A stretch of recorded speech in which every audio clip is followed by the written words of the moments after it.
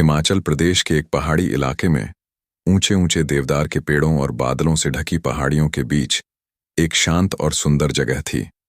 उन्हीं पहाड़ों की एक ऊंची चोटी पर लकड़ी से बने एक पुराने से घर में एक वृद्ध साधु विष्णुनाथ अकेला रहा करता था। सुबह का वक्त था। जैसे ही साधु विष्णुनाथ अपने आश्रम से बाहर निकला, उसने देखा सामने एक बेहद सुंदर और नौजवान लड़की पहाड़ की उस ऊंचाई पर खड़ी थी जहां नीचे हजारों फीट गहरी खाई थी। यह दृश्य इतना चौंकाने वाला था कि विष्णुनाथ खुद को रोक ना सका। वह उसकी ओर दौड़ पड़ा। तभी वह लड़की नीचे छलांग लगाने ही वाली थी कि अचानक साधु विष्णुनाथ ने पीछे से उसका बाजू पकड़ लिया और उसे अपनी तरफ खींच लिया। लड़की ने झटके से साधु को पीछे धकेल दिया और गुस्से में बोली, तुमने मुझे रोकने की हिम्मत कैसे की? तुम होते कौन हो मेरी जिंदगी में दखल देने वाले? वह फिर से आगे बढ़ी, जैसे इस बार सच में छलांग लगाने वाली हो। साधु विष्णुनाथ दोबारा लपका और इस बार और भी मजबूती से उसका हाथ पकड़ लिया। लड़की ने पूरी कोशिश की खुद को छुड़ाने की, लेकिन इस बार साधु ने उसे जाने नहीं दिया। नरमी से उसने कहा, आखिर कर क्या रही हो? मुझे बताओ तो सही, शायद मैं तुम्हारी कुछ मदद कर सकूं। लड़की की आंखों में आंसू थे। वह बोली, तुम मेरी मदद क्या करोगे? मुझे घर से निकाल दिया गया है, ना कोई ठिकाना है ना कोई सहारा। साधु कुछ देर चुपचाप उसे देखता रहा, फिर उसकी कलाई को थाम कर बोला, चलो मेरे साथ आओ। लड़की घबरा कर बोली, कहाँ? साधु ने बस इतना कहा, आओ तो सही। उसने लड़की का हाथ थामा और बिना कुछ कहे नीचे उतरते पहाड़ी रास्ते पर चल पड़ा। लड़की बार बार कहती रही, मेरा हाथ छोड़ो, तुम मुझे कहाँ ले जा रहे हो? मुझे बताओ तो सही। लेकिन साधु कुछ नहीं बोला। वह बस उसका हाथ पकड़े आगे बढ़ता रहा। कुछ देर बाद वे दोनों उस लकड़ी के घर के दरवाजे पर पहुंचे। साधु ने दरवाजा खोला और लड़की को अंदर ले जाने लगा। लड़की बोली, यह कौन सी जगह है? यह किसका घर है? तुम मुझे यहां क्यों ला रहे हो? फिर अचानक दरवाजा खोला, बाहर निकला और बाहर से भी कंडी लगा दी। लड़की ने चीखते हुए दरवाजा पीटना शुरू कर दिया। राधा जोर से चिल्लाई, तुमने मुझे अंदर क्यों बंद किया है? कहां जा रहे हो? मगर साधु विष्णुनाथ ने एक भी बात का जवाब नहीं दिया और चुपचाप पहाड़ों की तरफ चढ़ता चला गया। रात हो चुकी थी। राधा उस वीरान लकड़ी के घर में अकेली थी। सारा दिन वह दरवाजा पीटती रही, आवाजें देती रही, मगर कोई सुनने वाला नहीं था। बाहर अंधेरा गहरा होता जा रहा था। अचानक दरवाजा खुलने की आवाज आई। वह दौड़ी दरवाजे की तरफ गई तो देखा कि साधु विष्णुनाथ अंदर दाखिल हो रहा है।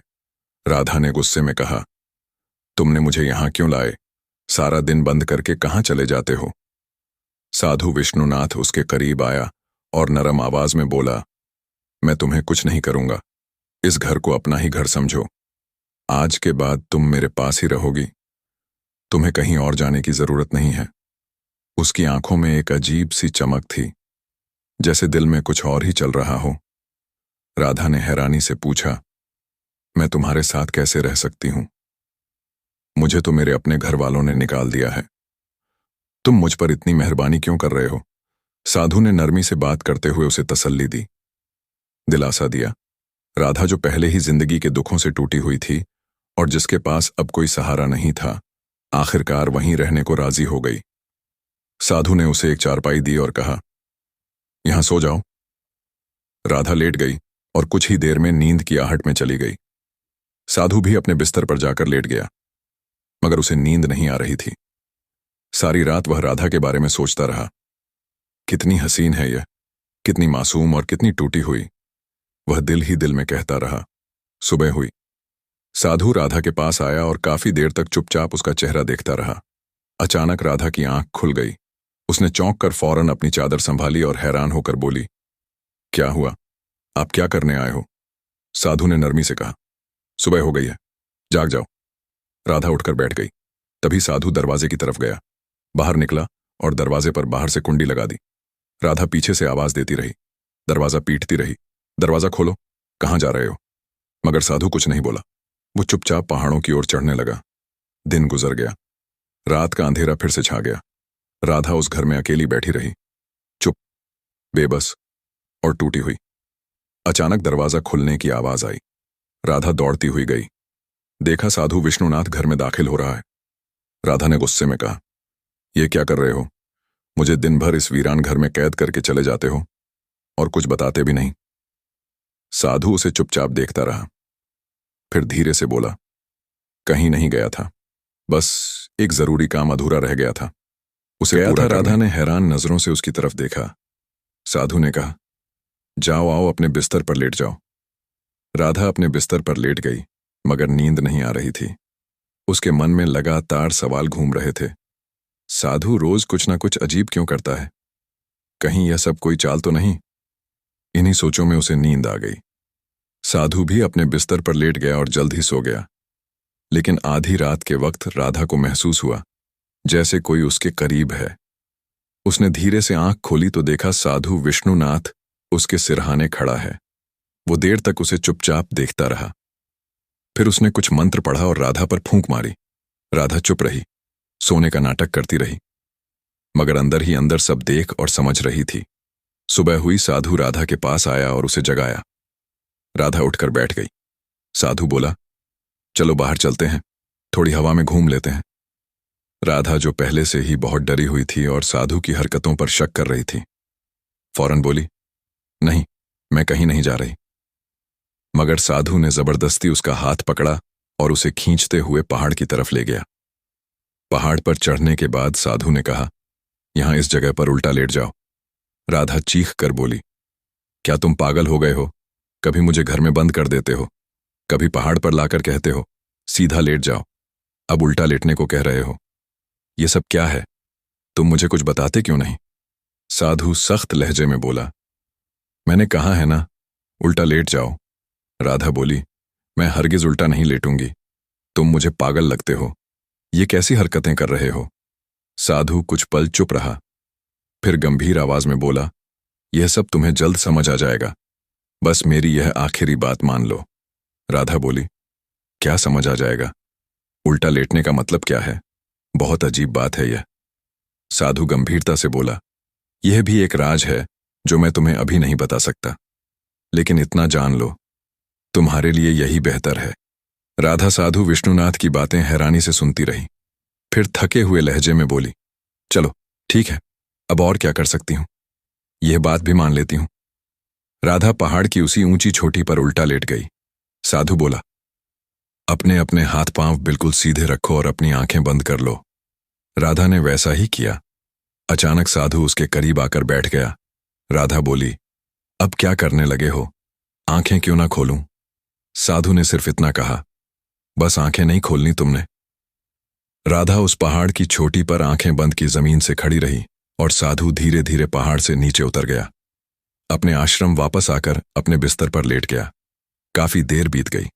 राधा आंखें बंद की खड़ी रही, फिर धीरे से आवाज लगाई, क्या हुआ? मैं आंखें खोलूं?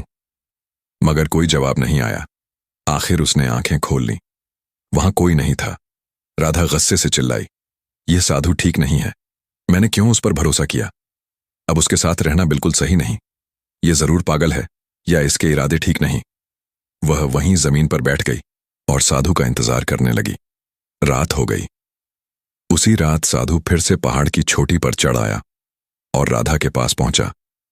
राधा ने उसे देखा तो गुस्से में बोली, तुम मुझे यहां छोड़कर फिर चले गए थे, आखिर तुम यह सब क्यों कर रहे हो? मुझसे क्या चाहते हो? सच सच बताओ। साधु कुछ पल उसकी आंखों में चुपचाप देखता रहा, फिर बोला, 2 दिन मैंने यहां बिताए और 2 दिन तुमने, अब आखिरी रात है। ये आखिरी रात हम दोनों को इस पहाड़ पर साथ गुजारनी होगी। राधा हैरानी से बोली, क्या इस पहाड़ पर? तुम्हारे साथ क्यों? तुम ठीक तो हो? ये कैसी बातें कर रहे हो? तुम्हारे इरादे क्या हैं? साधु गंभीरता से बोला, बस आखिरी रात, अगर हमने यह रात यहां साथ गुजार ली तो सब कुछ ठीक हो जाएगा। राधा थके हुए लहजे में बोली, क्या तुम पागल हो या मुझे पागल बना रहे हो? अब मुझे इस पहाड़ की चोटी पर रात को रोककर क्या करने वाले हो मेरे साथ?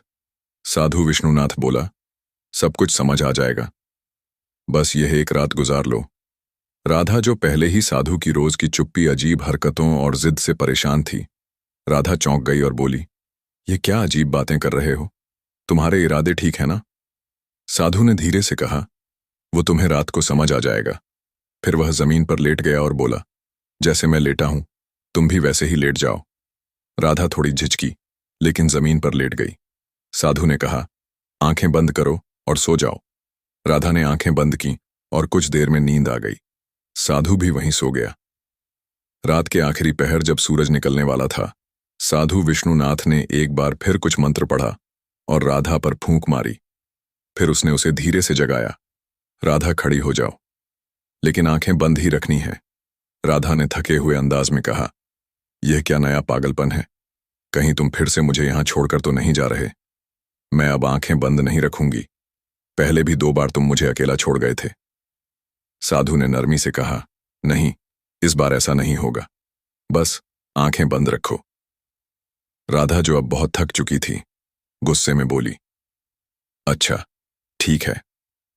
और उसने अपनी आंखें बंद कर लीं। जैसे ही राधा ने आंखें बंद की, अचानक उसे महसूस हुआ कि किसी ने पीछे से आकर उसे अपनी बाहों में ले लिया और उसकी आंखों पर दोनों हाथ रख दिए। उस ऊंची चोटी पर सुबह के वक्त साधु विष्णुनाथ के अलावा कोई नहीं था। तो राधा ने फौरन समझा, यह वही है। वो गुस्से से बोली, यह क्या कर रहे हो?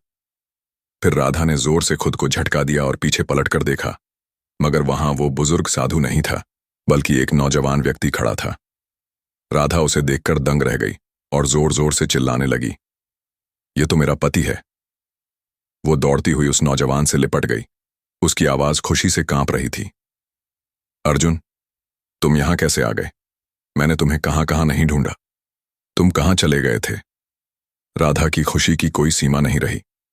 वो अपने पति अर्जुन को बार बार गले लगाती रही, रोती रही, हंसती रही, जैसे बरसों का दुहक बह रहा हो। कुछ देर बाद उसने इधर उधर देखा और धीरे से पूछा, वो बुजुर्ग साधु कहां गया?